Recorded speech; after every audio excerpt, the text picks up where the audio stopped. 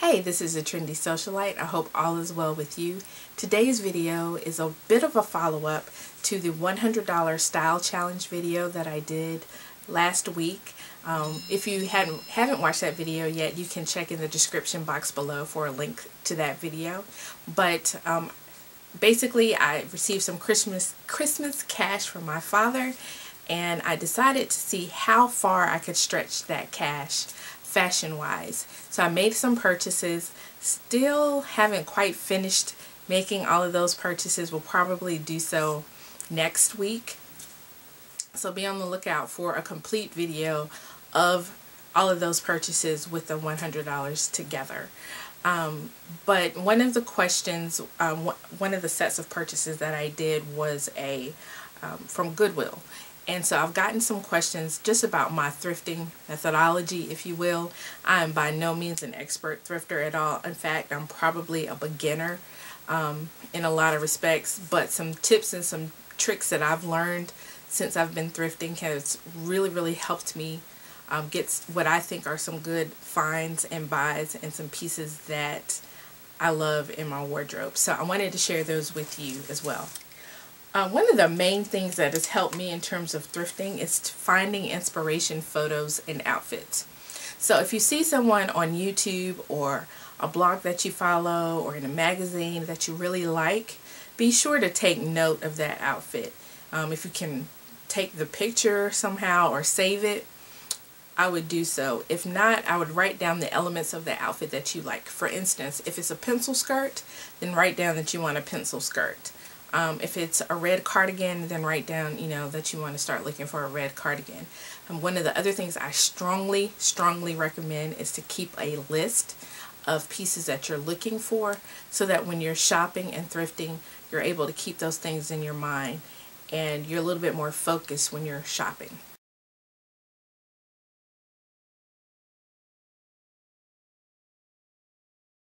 I would also Google certain styles or certain items or certain colors for inspiration outfits as well.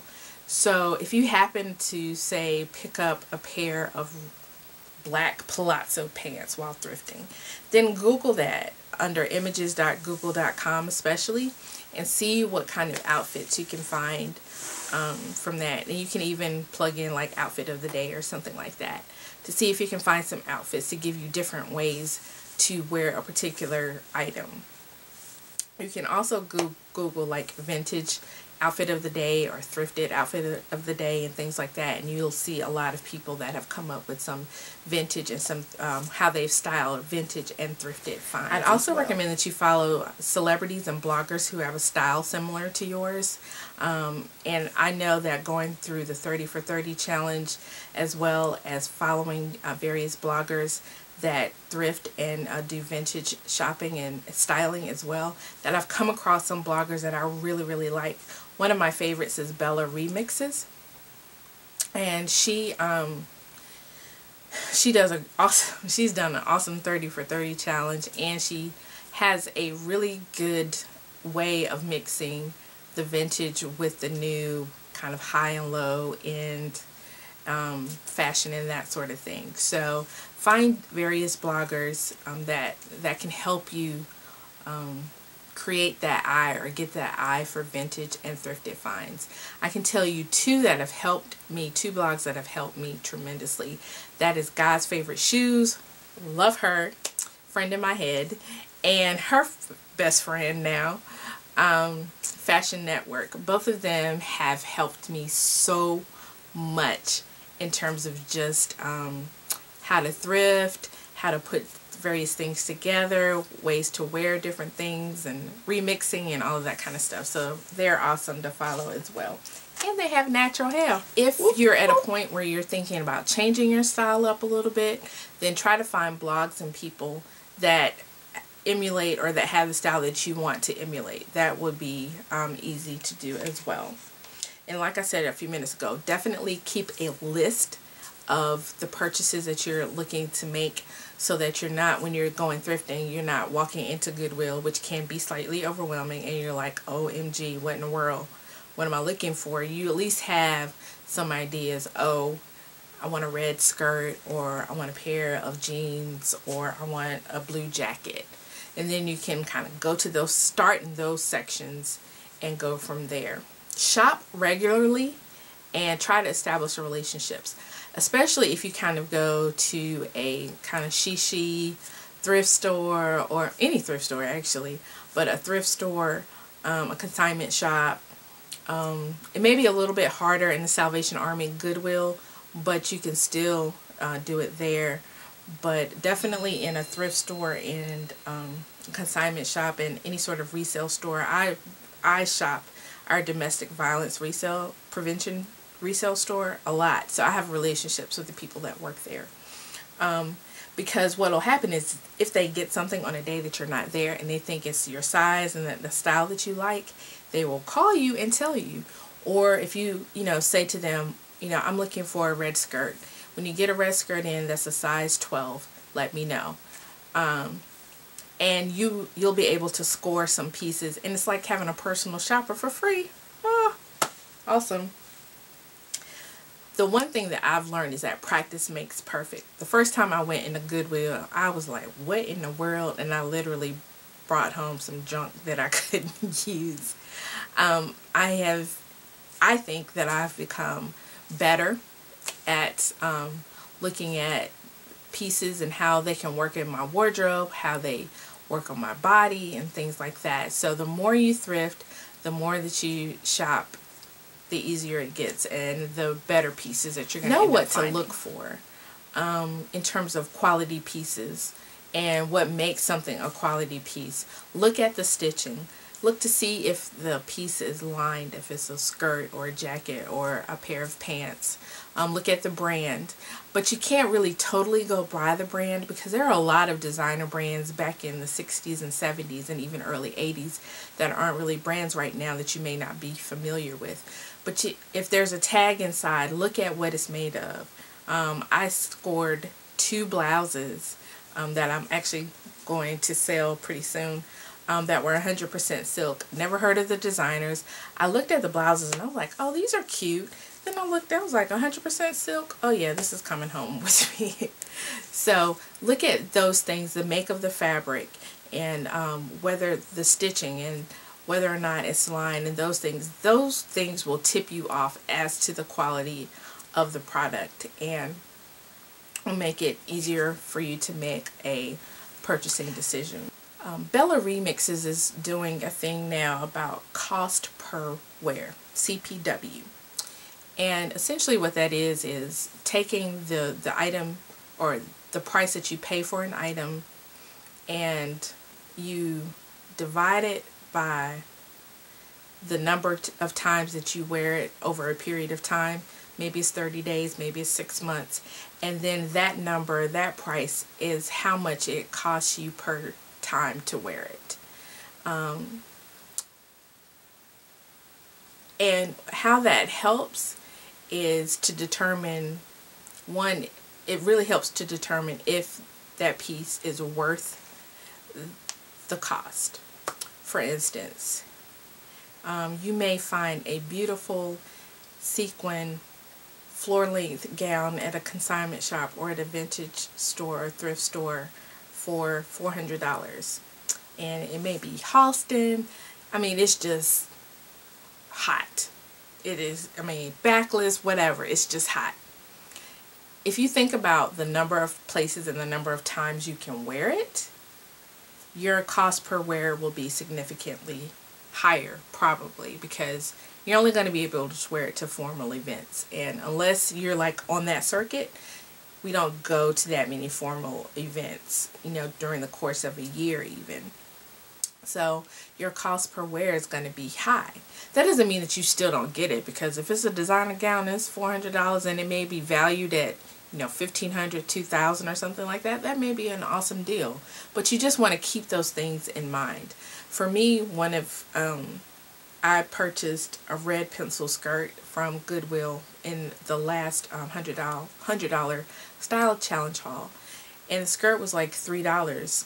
But I was like, do you know how many different ways I can wear the skirt, and occasions and all sorts of things? So probably by the summer that cost per wear will be down to a few cents per wear.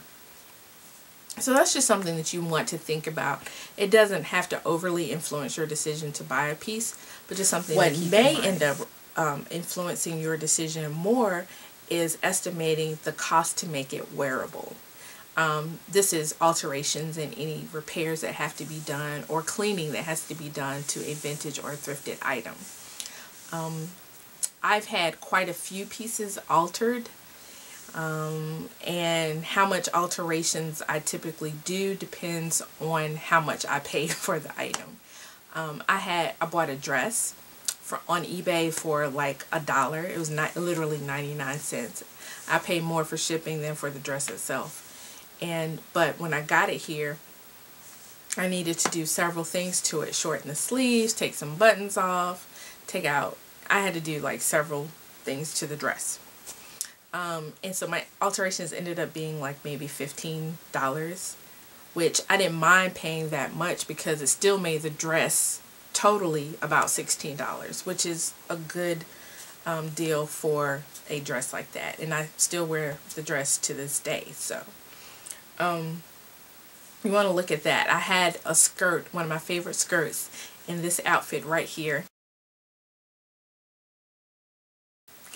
that I purchased it at Goodwill. $3.39 I think is how much I paid for it. I shortened the skirt and I think moved a button. That cost me $7 or $8. So that made the skirt $11 or $12. Totally worth it. I adore that skirt now. There are some people that don't alter any of their vintage or thrifted finds, and that's perfectly fine as well. I tend to like to, so that it looks, one, it looks a little bit more modern on me. Two, it fits my body type and shape and style a little bit more.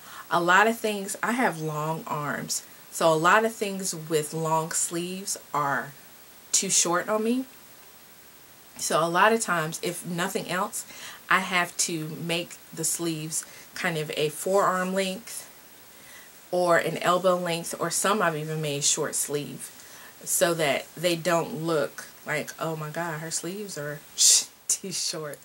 So you just want to think about what is, as you're looking at items and picking things up, what am I going to have to do to this to make it wearable? How much is it going to cost me?